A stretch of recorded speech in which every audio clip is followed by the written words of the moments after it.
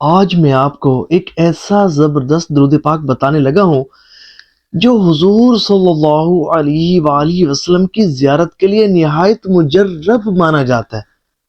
اور اس درود پاک کی خاص بات یہ ہے کہ یہ حضور صلی اللہ علیہ وآلہ وسلم سے منقول بھی ہے اور حضور صلی اللہ علیہ وآلہ وسلم کا پسندیدہ درود پاک ہے۔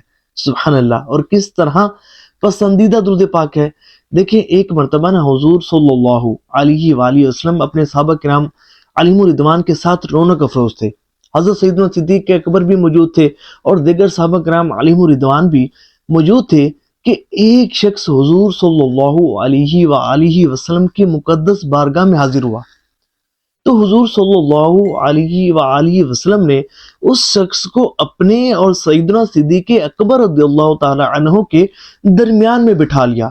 تو یہ دیکھ کر صحابہ کرام علیہم الرضوان کو بڑا تعجب ہوا کہ یہ کون سی مرتبہ ہے۔ تو جب وہ شخص چلا گیا تو صحابہ کرام علیہم الرضوان حضور کی بارگاہ میں حاضر ہوئے اور عرض کیا، یا رسول اللہ صلی اللہ علیہ وآلہ وسلم، یہ کون تھا؟ یہ کون سی مرتبہ شخص تھا کہ جسے آپ نے اپنے اور صدیق اکبر رضی اللہ تعالیٰ عنہ کے درمیان بٹھایا؟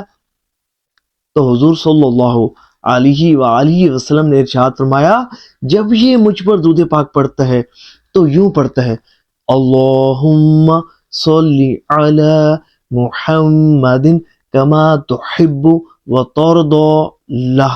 سبحان اللہ! یہ وہ مبارک درود پاک ہے کہ اگر آپ توجہ کے ساتھ اس درود پاک کو پڑھیں گے، کثرت کے ساتھ اس درود پاک کو پڑھیں گے اور حضور کی محبت میں ڈوب کر اس درود پاک کو پڑھیں گے تو حضور نے چاہا تو بہت جلد آپ کو حضور صلی اللہ علیہ وآلہ وسلم کی زیارت نصیب ہوگی۔ اب ثواب کی نیت سے اس ویڈیو کو شیئر ضرور کیجیے گا۔